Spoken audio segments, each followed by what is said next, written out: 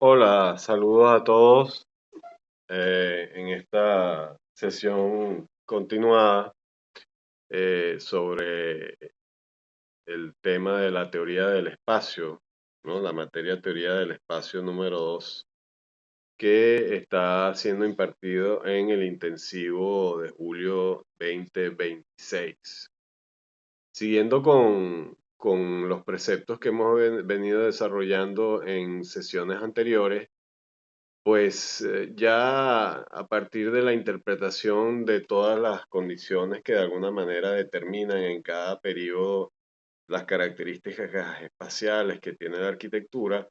me interesa hacer un énfasis importante dentro de lo que en la sesión anterior denominábamos expresionismo arquitectónico en la modernidad, pues, ¿no? Y uno de esos representantes importantes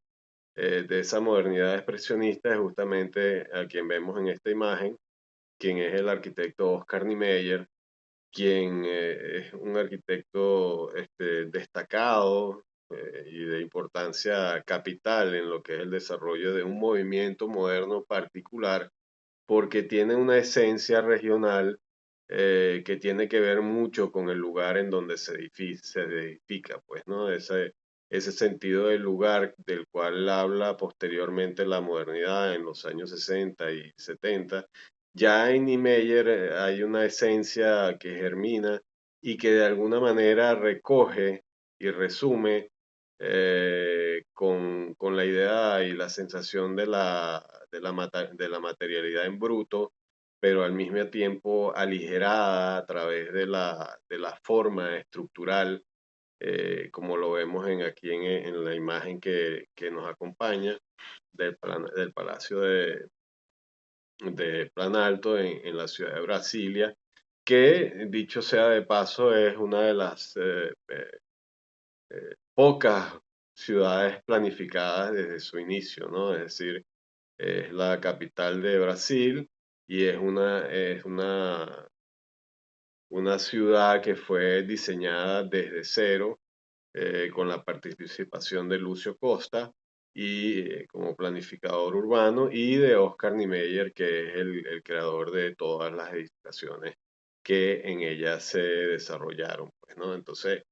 se presenta la idea de una ciudad moderna como la idea también del espacio urbano ideal, porque es que hay que comprender el espacio en arquitectura no solamente como el generado por la edificación, sino la interacción de las edificaciones entre ellas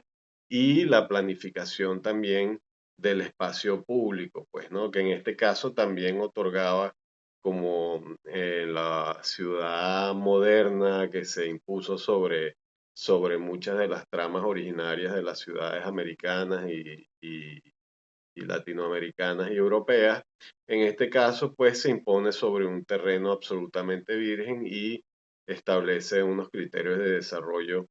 que para el momento eran absolutamente novedosos, pues, ¿no? Y sobre todo en su carácter constructivo y icónico, pues, ¿no? Porque representa dentro de la arquitectura uno de los elementos más importantes a considerar dentro del estudio de la espacialidad, no solamente de sus edificaciones, sino del espacio urbano también, ¿no? Entonces, Niemeyer nos hace este planteamiento y provenimos de un salto bastante drástico, ¿no? Con el que concluimos la sesión anterior, con la imagen del Teatro Olímpico de Palladio, también la iglesia de Ronchamp de Le Corbusier, pero nos encontramos frente a una idea de una arquitectura monumental, pero que utiliza todos los valores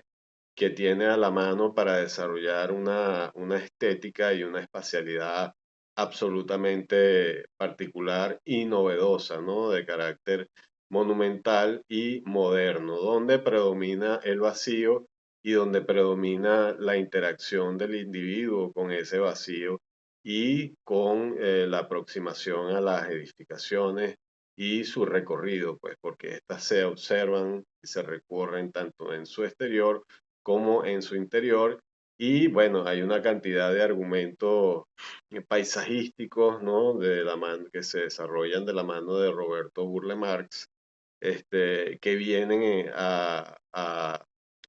complementar, digamos, una manifestación arquitectónica muy importante que de alguna manera viene a marcar un rumbo distinto dentro de lo que ya venía siendo establecido por la modernidad europea posterior a los postulados de la École de Beaux-Arts, de donde, por ejemplo, Villanueva es egresado. eh, y que luego llegó a Venezuela en el gobierno de Juan Vicente Gómez para ejercer como arquitecto y en la cual pues vemos la evolución que tuvo. En el caso de Niemeyer, Niemeyer llega con un potencial único y absolutamente original durante el gobierno del presidente Kubitschek, quien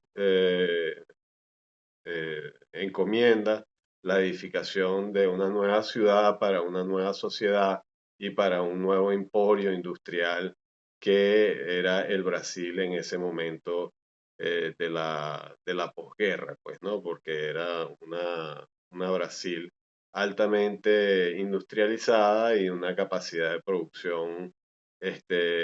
gigantesca, ¿no? No solamente en Brasilia es de notarse, sino también en otras ciudades como Río de Janeiro y como Sao Paulo, donde las edificaciones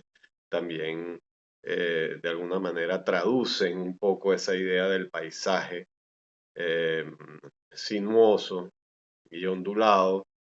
que Niemeyer en muchas ocasiones señaló como su fuente de inspiración porque de alguna manera también simulaban las siluetas de una mujer, pues, ¿no? Entonces estamos frente a una arquitectura que parte de esa idea de seducción, ¿no? De sensualidad del espacio, de que es una categoría bastante interesante a considerar y que impregna todo lo que es el planteamiento que él hace, no solamente en Brasilia, sino en el resto de las edificaciones. Le Corbusier participó en el proyecto del edificio del Ministerio de Educación de Brasilia, un proyecto relativamente regular, muy racionalista, donde tuvo Niemeyer eh, participación, pues, y a Le Corbusier se le hizo un llamado, pues, para que de alguna manera integrara algunos desarrollos pues en Latinoamérica, de los cuales muy pocos vieron luz, entre ellos el que les acabo de mencionar y la casa Curruchet en La Plata, en Argentina, pues, ¿no? Entonces, digamos que Latinoamérica o América desarrolló una modernidad particular tanto en el sur como en el norte, y esto es algo que influye netamente también en el dominio y en la forma de la manifestación del espacio a través de la, la creación de las arquitecturas que les voy a presentar resumidamente a continuación, pues, ¿no? En ese sentido, el tema del paisajismo, ¿no? En la arquitectura de Niemeyer se hace fundamental, y la figura de Roberto Burle Marx como arquitecto paisajista comienza también a estructurar un diálogo sobre lo que debe ser el espacio urbano y de cómo la vegetación tropical de alguna manera tiene que ser el elemento constituyente dentro de la continuidad y de la dinámica del espacio urbano, y obviamente también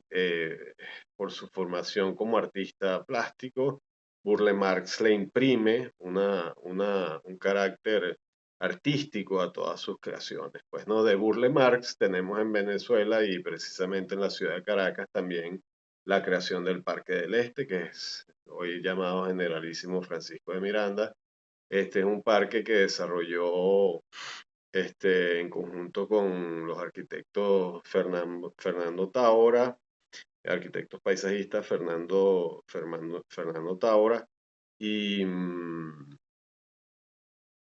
Fernando Tábora y John Stoddard, quienes también participaron en el diseño del Jardín Botánico de la ciudad de Maracaibo y bueno, otra serie de parques y propuestas paisajísticas en conjunto con Roberto Burle Marx y luego Fernando Tábora y Stoddard estuvieron asociados durante un tiempo y cada quien luego hizo su práctica profesional, pero de alto impacto en lo que es la unión entre la arquitectura y el paisajismo. Allí también hay un elemento fundamental dentro de lo que es la dinámica de la nueva concepción espacial de una arquitectura que está vinculada con el trópico y con el lugar, ¿no? Entonces, digamos que de alguna manera venimos cabalgando a través del tiempo eh, de una visión europeísta de la arquitectura y de ciertas vanguardias que hemos mencionado a la estructuración de un lenguaje espacial que está muy vinculado con lo vernáculo y con lo arquitectónico de esta parte del continente y en la que profundizaremos más adelante, pero quería adelantarles estas ideas, pues, ¿no? Para que comprendan que el movimiento moderno de alguna manera tiene esta serie de derivaciones y que no pertenecen a una linealidad como se pretende establecer usualmente, pues, ¿no? En ese sentido me voy a referir a, a, este, a la tardomodernidad, en este caso, habiendo hablado sobre la modernidad, y en la tardomodernidad que llamo yo, y no yo, pues que es una terminología que circula y que se ha acuñado en la tardomodernidad, la presencia de el grupo denominado los Five Architects, en donde están el arquitecto, está constituido por el arquitecto Peter Eisenman, Michael Graves, Charles Quadme, John Hedduck y Richard Mayer. Ellos desarrollan una especie de espacialidad que surge a partir de la manipulación compositiva de los elementos arquitectónicos y de las formas geométricas, pues, ¿no? Eh, un poco aplicando, digamos que la metodología del diagrama para el desarrollo de la arquitectura, pues, ¿no? Ahora, ¿cómo se interpreta esto y cómo se traduce esto en la representación volumétrica de la edificación? Se traduce buscando un poco la disrupción, buscando un poco la disonancia y la puesta en tela de juicio de los postulados de la arquitectura moderna en los casos más extremos, como el caso de Peter Eisenman, en los casos más puristas, como son el caso de John Hedduck, y en los casos, digamos que más dóciles, por decirlo de alguna manera, como son los casos de Watney y Mayer, que se apegan mucho a la fórmula corbusiana para desarrollar su arquitectura. Pero es un movimiento interesante porque además pertenece a la América, pues, ¿no? Hemos hablado de Europa, hemos hablado de Sudamérica, hemos hablado parcialmente de Norteamérica con Frank Lloyd Wright. Para mí la América es una sola, estas divisiones no deberían existir, pero de alguna manera están allí y hay que hacerse de ellas. Pues ellos plantean entonces la edificación de una arquitectura que es netamente una arquitectura de carácter geométrico, ¿no? Una arquitectura de carácter geométrico en su envolvente, como lo podemos ver aquí en esta obra de Richard Mayer de la casa Fisher,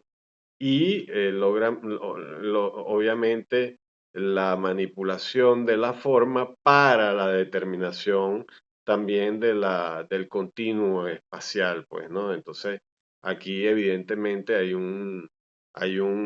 especie de rescate de esos planteamientos de Le Corbusier que se traducen en una arquitectura, en el caso de Meyer, una arquitectura blanca, una arquitectura purista, eh, y que añade obviamente elementos novedosos como la utilización de los planos seriados, también la representación, ¿no? De los usos a través de los volúmenes externos y que se manifiestan de alguna forma en particular, estableciendo una serie de códigos que él va a seguir utilizando en su arquitectura posteriormente, pero que evolucionan en trabajos muchísimo más complejos, pues, ¿no? Como esta iglesia que edifica en Roma, donde hay un avance sustancial desde esas primeras edificaciones a unas edificaciones que, si bien siguen manteniendo una relación y una vinculación con una aproximación volumétrica y de juego plástico de tratamiento de la arquitectura, evidentemente postulan elementos innovadores dentro de lo que es el tema, en este caso, de la iglesia, y lo traigo a colación también porque está muy vinculado con la idea de Ronchamp, pues, ¿no? O sea, la iglesia siempre es una tipología que de alguna manera, si bien permanece esencialmente dentro de su estructura funcional, ha permitido el desarrollo de distintas características espaciales y formales dependiendo de la aproximación y del arquitecto pues que se encargue de desarrollar este proyecto. En este caso pues estamos prácticamente en presencia de un edificio que es una escultura pero que genera una relación espacial interna de carácter también contundente y monumental como es el caso de Ronchamp de Le Corbusier. Pues allí hago ese paralelismo para que lo tengamos en claro, pues, ¿no? Five Architects, no solamente a través de Richard Meyer, sino de otras obras de importancia, como las obras de John Heduck, en la que nos encontramos con un planteamiento absolutamente audaz y en el que la forma como tal eh,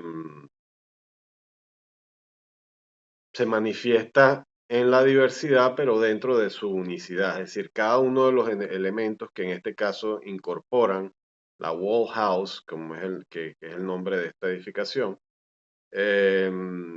plantean una discursiva espacial también distinta que tiene que ver con el recorrido y de cómo este recorrido genera una experiencia vivencial entre el exterior y el interior, pero en donde cada elemento y cada volumen van a contener una dinámica funcional particular específica y que al mismo tiempo tienen también unas condiciones espaciales determinantes y fundamentales, pero que al mismo tiempo también el edificio en su conjunto tiene un impacto dentro de lo que es el contexto urbano, porque lógicamente, siendo una casa, no observa, digamos, que los valores de lo que nosotros entendemos como una casa tradicional. Y en ese sentido, Edu, que es uno de los exponentes de los Five Architects, que de una manera mucho más audaz y mucho más eh,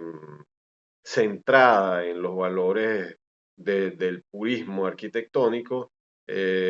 genera un resultado que es absolutamente vanguardista y que me atrevo a decir que no ha sido superado y que está a la altura pues, de muchas de las obras importantes y paradigmáticas de la arquitectura, pues, ¿no? En este caso, este es un artículo que he conseguido, ¿no? Y que se llama La Casa de Wall House 2 by John Heduck, A Structural Symphony. Ahí hablan entonces de la casa muro de John Heduck como una sinfonía estructural. ¿Ok?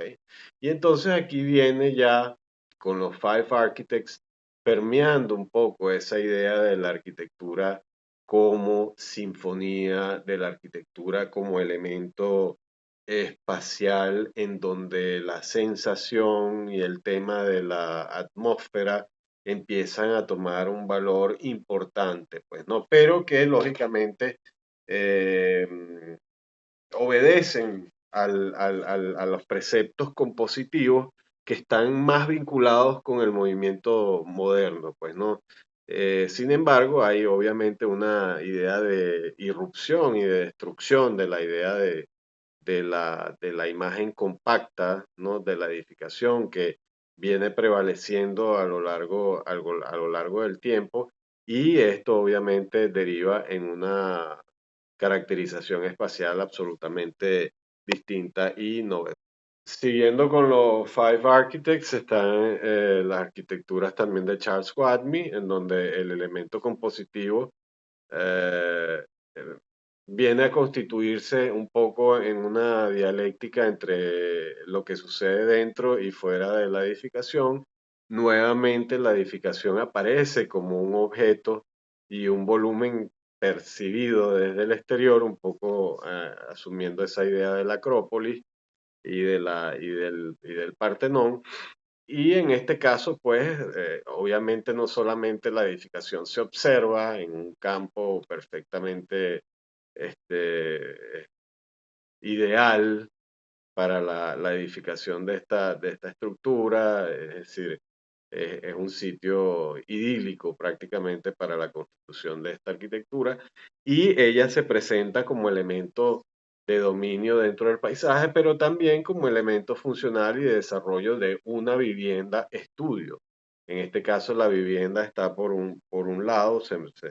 y en ella se denotan todos los elementos que la componen. Comprendemos ya dónde están ubicadas las escaleras, hacia dónde están ubicados inclusive los servicios, la cocina, la chimenea, el espacio de mayor importancia. Entonces aquí hay una fusión ya de esa idea compositiva y espacial, pues no, que viene a desarrollarse de manera mucho más contundente ya en la contemporaneidad, pues, ¿no? Eh, esta arquitectura precede también es como un antecedente, aunque no, digamos que secuencial, es un antecedente de lo que posteriormente vino siendo el deconstructivismo, de donde Peter Eisenman, que es uno de los representantes de este movimiento, también se incorporó, evolucionando en una arquitectura que manejó otros códigos que también hemos explicado, pero que vamos a seguir profundizando en las siguientes sesiones, pues, ¿no? Pero es importante la arquitectura de Charles Watney porque ella también hace una diferenciación entre lo que es la vivienda y lo que es el estudio. Entonces, es también esa idea de que la arquitectura ya no es un elemento compacto, sino que es un elemento que se posiciona en el paisaje y donde el funcionamiento, ¿no? Se establece como una crítica a la idea compacta, ¿no? Y continua de la sucesión del establecimiento funcional y espacial de una edificación, como pudiese ser, por ejemplo, en el caso de Mies van der Rohe y Le Corbusier, la edificación como un todo funcional, espacial y continuo. En este caso, se plantea como una disgregación de volúmenes y de usos en un contexto determinado, pues, ¿no? Pero sin duda es una arquitectura que nos proporciona una interpretación muy potente de cómo luego de los años 50 y 60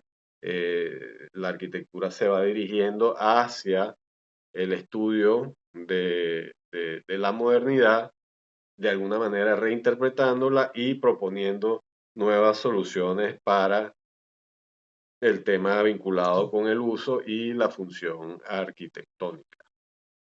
En tal sentido, y es importante señalar que eh, pues estos valores de alguna manera pusieron en tela de juicio toda esta idea que venía construyéndose a partir de la modernidad. Tenemos como ejemplo la obra de Watney. Aquí tenemos otra edificación de Charles Jenks. Y pues nuevamente está la idea del empaque y del volumen pero que también tiene un diálogo interno y externo que es el que constituye la esencia arquitectónica de la edificación. Peter Eisenman, por su parte, de los Five Architects, es el arquitecto que de alguna manera logra edificar una serie de casas importantes, pero es el que de alguna manera intenta de una forma más contundente romper con los dogmas establecidos por la modernidad y comienza a experimentar con la idea de la estructuración de la edificación a través de la composición diagramática, pues, ¿no? Él allí empieza a introducir un elemento de valor fundamental y de valor capital que luego pues va a seguir desarrollando a lo largo de su carrera, pues, ¿no? Hoy en día todavía el arquitecto Peter Eisenman sigue activo a sus 96 años de edad, pues, ¿no? Y sigue proponiendo y haciendo edificaciones, pero particularmente estas que presenta con el grupo de los Five Architects, que también es una exposición que organiza el MoMA, donde pretende de alguna manera mostrar cuál es el estatus o el estado de la arquitectura en ese momento en América, Norteamérica, no en el mundo, porque en el mundo estaban sucediendo y aconteciendo otras cosas a nivel arquitectónico, pero Peter Eisenman sin duda nos presenta una arquitectura que si bien hace referencia a esos valores de la modernidad, podríamos decir que está utilizando la geometría y la idea de la distorsión y la idea de la descomposición y la idea de la destrucción de la forma de alguna manera para generar una arquitectura que funcionalmente no obedezca tanto a la resolución de la volumetría que va a tener el edificio, sino que resuene con la composición de los elementos que se desarrollan en su discursiva arquitectónica, pues, ¿no? Y pues se generan edificaciones de suma importancia eh, que las desarrolla de forma seriada, es decir, le agrega, en lugar de nombres a la casa, pues le agrega casa 2, casa 5, casa 7, porque él lo que está es desarrollando el tema del diagrama y del prototipo, ingresando ya a una idea un poco más avanzada, ¿no? O en un estrato, digamos, distinto de lo que es el sistema proyectual convencional que nosotros conocemos y que fue heredado de la modernidad, pues, ¿no? Aquí tenemos, se nos presentan obras emblemáticas como a mano inferior derecha el Ateneum de Richard Meyer. Esto también es una representación importante del grupo de los Five Architects que, como les venía diciendo, retoma mucho de los valores de la arquitectura corbusiana, pero con un valor, un alto valor compositivo y dinámico, pues, ¿no? No solamente en cuanto a la envolvente y la edificación en sí, sino también en cuanto a la inserción en estos contextos que hacen que la valoración del edificio tenga un carácter de suma importancia y también en su interior, pues, ¿no? Porque lógicamente cada una de estas edificaciones en relación con su entorno y esa relación dentro y fuera tienen una manifestación singular, ¿no? Que de alguna manera se había venido intuyendo ya en la modernidad, pero que en este caso se establece de una manera distinta, pero con ciertos resabios y vinculaciones formales con la modernidad, digamos, propuesta por Corbusier. Aquí tenemos otra vista de la Wall House de John Hedu, una vista aérea donde podemos ver la importancia de la composición arquitectónica en la edificación y de cómo se estructura a través del eje de circulación todo lo que es el funcionamiento de la casa, y la casa vive de alguna manera hacia adentro, pues, ¿no? Y la experimentación espacial es fenomenológica y de alto impacto en el interior, pues, ¿no? Porque cada uno de estos espacios tiene un uso específico, pero al mismo tiempo tiene una forma exterior, pero también tiene una forma interior que determina su carácter funcional y vivencial, pues, ¿no? La casa fue proyectada y construida mucho tiempo después, pero afortunadamente se logró construir, y pues aquí tenemos una imagen de esta arquitectura que va a preceder lo que va a suceder a continuación en cuanto al panorama que tiene que ver con la arquitectura más contemporánea, pues, ¿no? Entonces, es importante reconocer eh,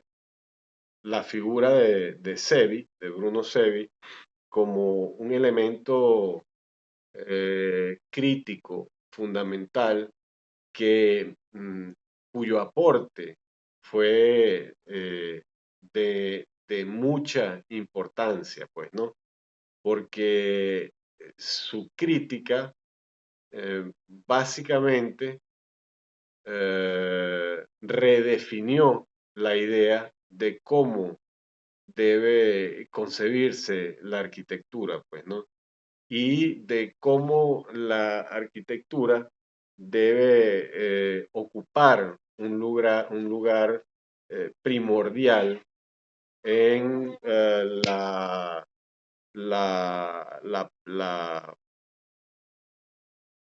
donde su aporte tiene un valor fundamental en esta nueva visión de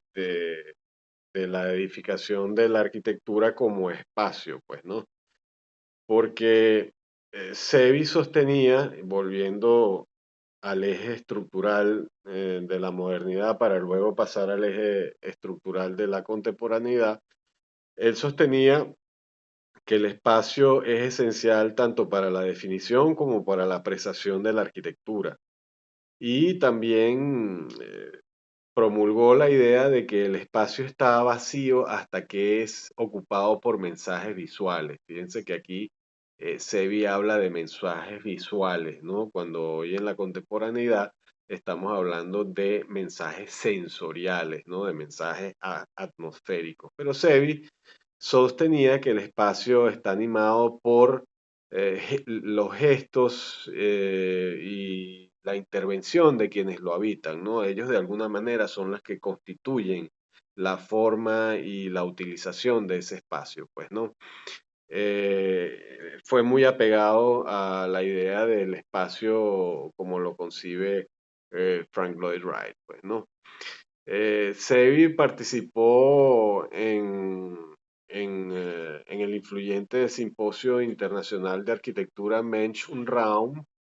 de la Universidad Tecnológica de Viena en 1984, de manera que estamos hablando que la trayectoria de Sevi es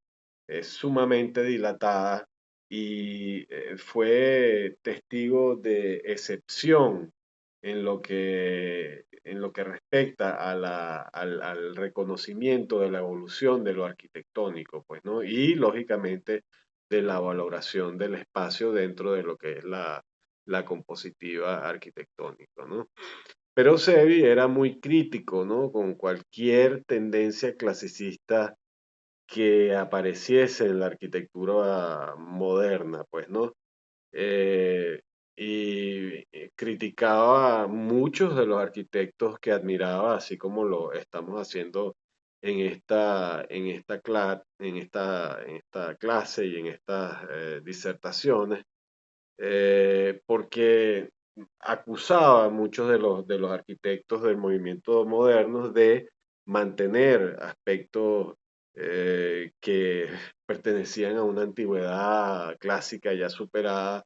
y que valoraban como primacía los elementos de simetría, y eso lo consideraba él un acto de rendición, pues, ¿no? Es decir, de rendición a la búsqueda de un nuevo ideal y de una nueva concepción de arquitectura. Estoy muy seguro que Sevi estaría muy contento de ver cómo han evolucionado las cosas en la actualidad. Pues, ¿no? Sevi también afirmaba que el modernismo es superior al clasicismo por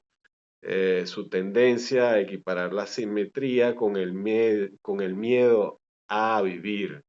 Inclusive la caracterizaba como esquizofrénica y pasiva, pues, ¿no? Le otorgaba un carácter psicológico, ¿no? Un tanto